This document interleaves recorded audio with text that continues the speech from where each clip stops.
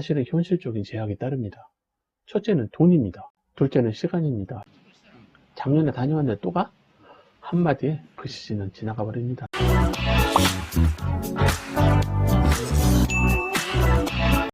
안녕하세요. 대한민국 스키투어 아놀드입니다. 이곳은 한국인들이 가장 좋아하는 리조트 중 한 곳인 누스지이고요. 요테이산이 보이는 이스트 마운틴 중단부입니다. 제 영상 댓글에 부럽다, 나도 그렇게 매년 투어 다니고 싶어요. 혹시 금수저인가요? 이런 질문이 많았습니다.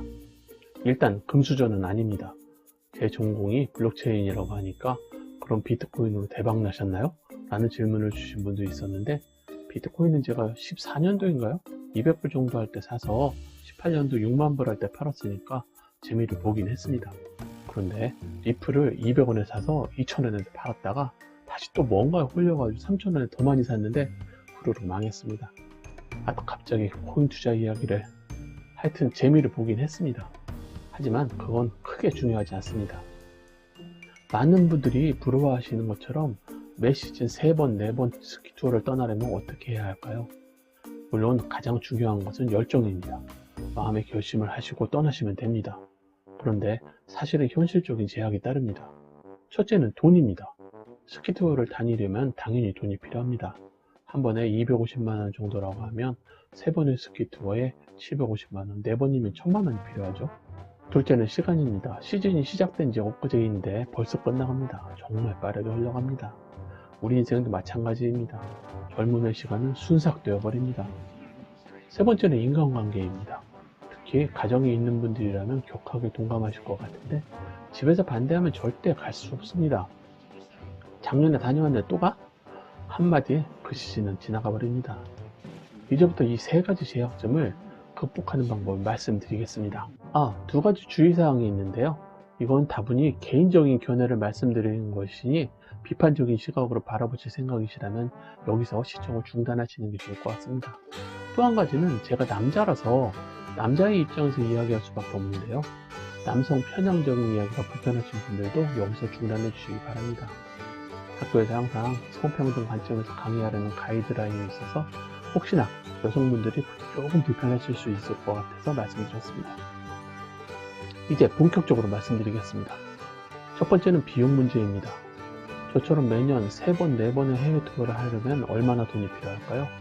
그냥 일본에 간다고 가정하고 계산해 보겠습니다. 항공료 50만원 정도, 렌터카 50만원, 숙박비 1박에 10만원 정도에서 5박에서 50만원, 기프트는 6만원 곱하기 4일하면 24만원, 식대는 하루에 7만원 정도에서 6일하면 42만원, 대략 5박 6일 투어에 250만원 정도에서 조금 더 쓰면 300만원 정도가 필요합니다.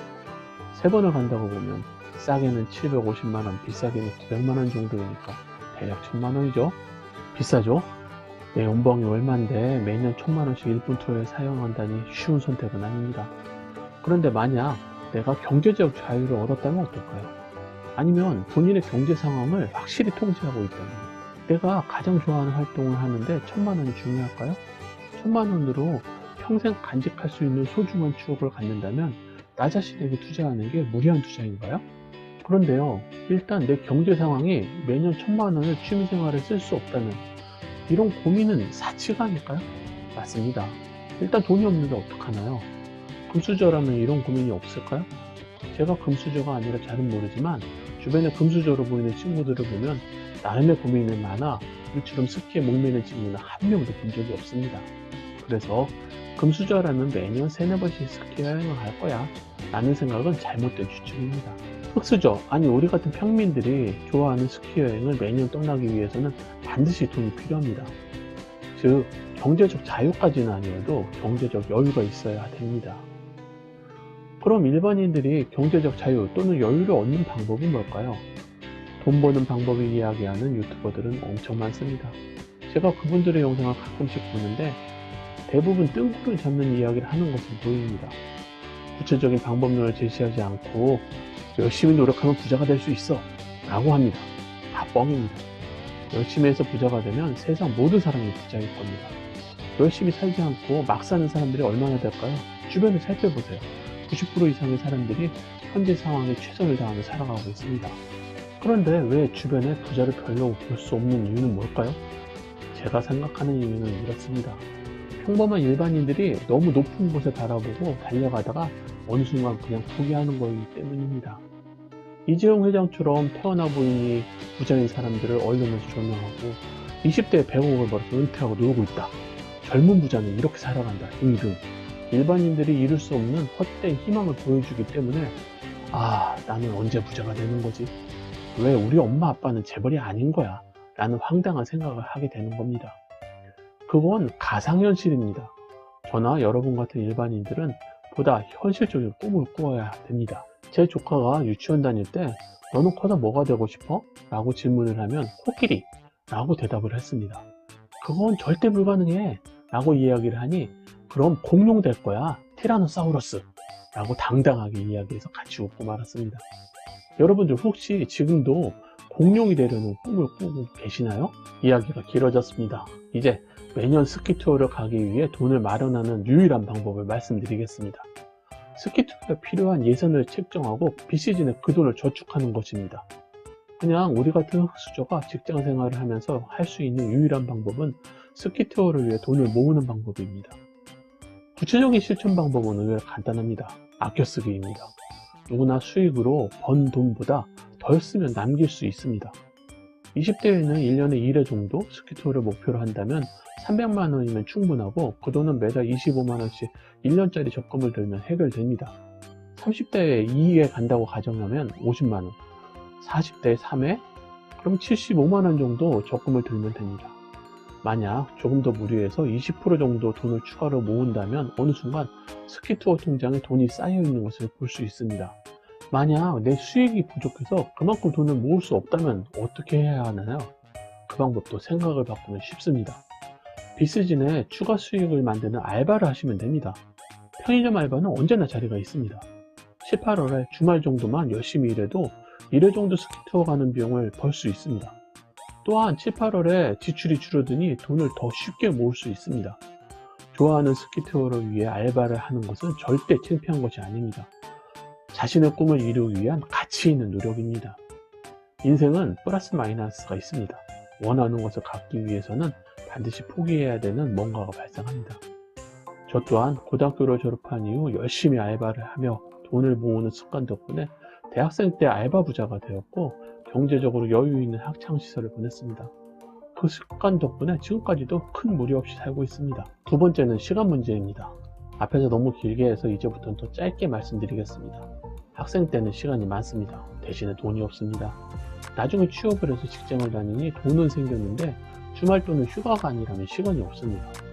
물론 시간적 여유가 있는 직업을 선택하시다면 최고입니다. 그 점에서 여름방학, 겨울방학이 있는 선생님이란 직업은 스키 타기 가장 좋은 직업인 것 같습니다. 그럼 일반 직장인들은 어떻게 해야 할까요? 그 점도 의외로 간단합니다. 여름에는 열심히 돈 버는데 집중하시면 휴가 쓸 일이 없습니다. 겨울을 위해서 절대 아껴야 합니다. 그리고 직장 내에서 동료들에게 본인은 여름휴가를 안 가고 겨울에 스키 타러 간다는 것을 이해시켜야 됩니다. 직장은 여러분들에게 가장 중요한 수익원입니다. 만약 직장을 은퇴하는 시점이 되셨다면 어떨까요? 물론 누구나 결국은 은퇴를 합니다. 은퇴하는 순간 남는 건 시간이 됩니다. 돈도 어느 정도 여유가 있습니다. 하지만 체력이 부족하다는 것에 절감을 하게 됩니다. 돈 버느라 열심히 살아와서 이제 슬슬 여행 다니면서 여생을 보내려고 하는데 이미 몸이 늙어서 스키 투어를 가기 부담스러운 체력 상황이 되었다면 너무 자기 자신만 희생해온 삶이 아닐까요? 지금 당장 현재의 체력 유지를 위해 더 노력해야 합니다. 운동은 어쩌다 하는 것이 아니고 매일 꾸준히 평생 하는 겁니다. 건강한 인생을 위해서는 절대 운동을 게을리하면 안 됩니다. 세 번째는 가장 중요한 가족 관계입니다. 와이프가 반대하면 절대 못 갑니다. 아이들이 있다면 당연히 같이 하셔야 됩니다.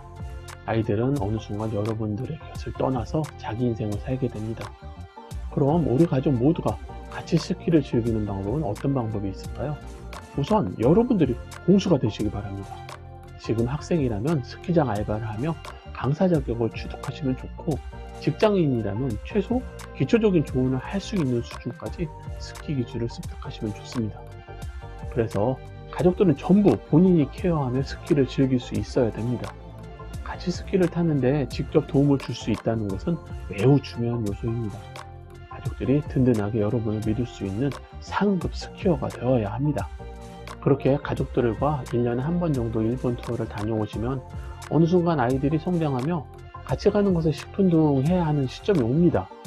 아이들이 부모의 품을 떠나가는 인생의 중반 정도가 지나가고 있는 겁니다. 그러면 다시 와이프와 둘이서 단출하게 투어를 가게 되는데, 또 어느 순간 같이 투어를 가도 와이프는 혼자 온천하며 쉬고 나 혼자 스키를 타는 상황이 옵니다. 결국 다시 혼자서 스키를 타는 순간이 온 겁니다. 많은 분들이 저에게 혼자 다니면 심심하지 않으세요? 라는 질문을 합니다.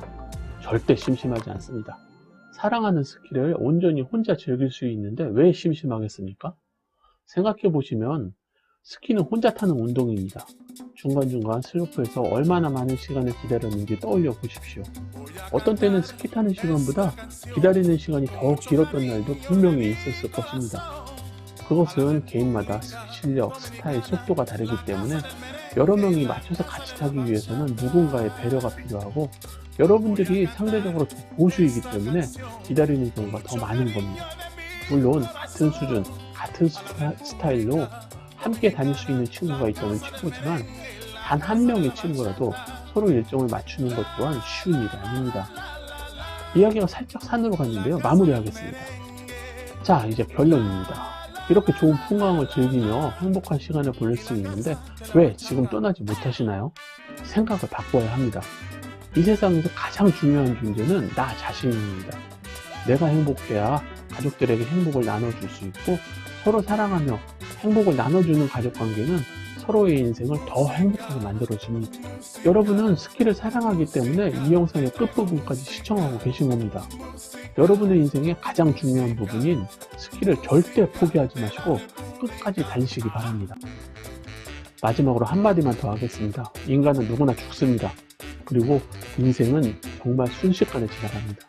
지금 당장 계획하고 출발해서 여러분들의 인생에 행복한 스키 투어 추억을 가득 담아가시기 바랍니다. 감사합니다.